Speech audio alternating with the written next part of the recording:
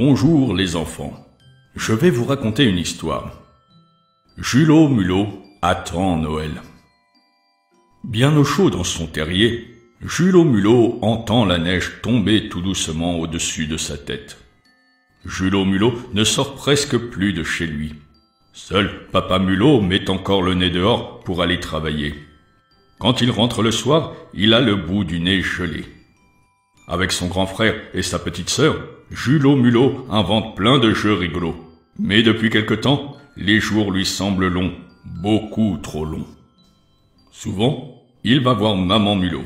« C'est bientôt Noël ?»« Non, c'est dans très longtemps. » lui répond toujours sa maman patiemment. Un jour, elle en a vraiment assez de répéter toujours la même chose. Elle a une idée et tire Julot par la main. « Viens avec moi. » À la cave, là où elle entasse les réserves pour l'hiver, Maman Mulot dit à son fiston.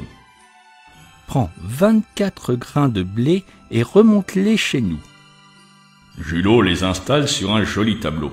Maman Mulot prend sa plus belle plume d'alouette et écrit 1, 2, 3, 4, jusqu'à 24. « Tu vois, Julot, chaque soir tu pourras manger un grain de blé avant d'aller te coucher. Et quand tous les grains seront mangés, ce sera Noël. » Julot Mulot est bien content.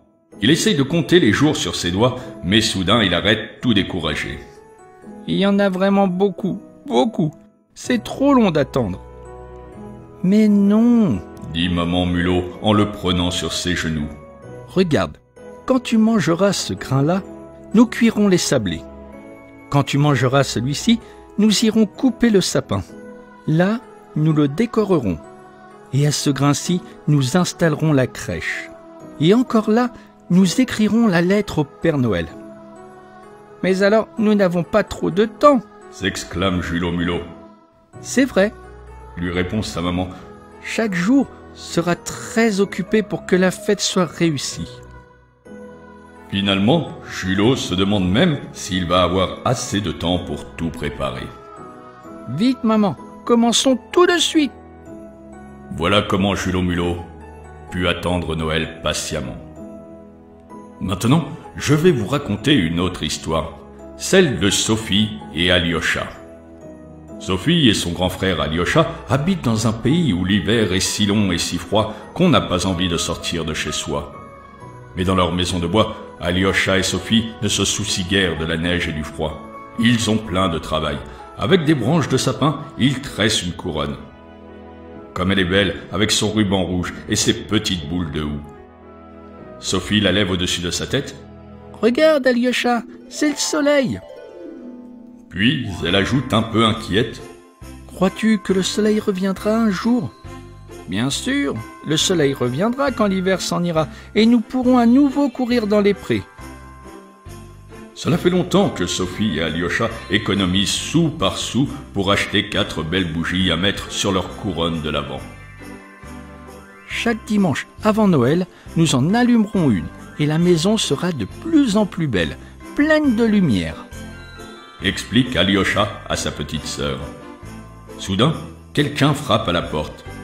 « Bonjour Yvan » dit Sophie en ouvrant. « Ma maman est malade » dit le petit voisin tristement. « Et nous n'avons plus de bougies pour nous éclairer.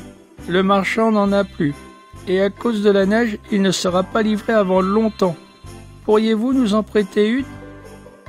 Alyosha et Sophie se regardent. Les seules bougies qu'ils ont sont celles de leur couronne.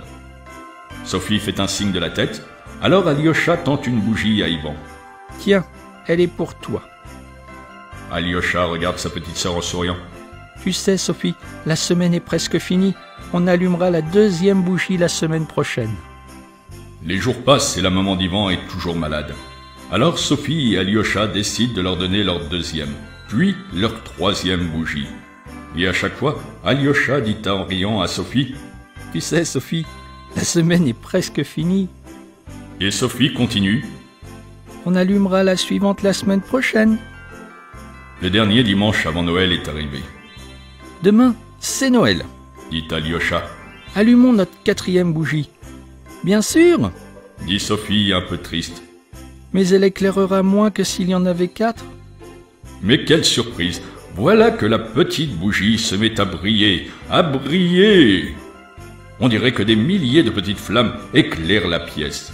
Une douce chaleur se répand dans toute la maison, comme si la couronne était un soleil au milieu de l'hiver. Tout à coup, on entend frapper à la porte. C'est Yvan et sa maman. « Maman est guérie !» s'écrie Yvan. « Et nous venons réveillonner avec vous !» dit-il joyeusement. Dans la pièce, tout est illuminé. Les amis fêtent ensemble le plus beau des Noëls.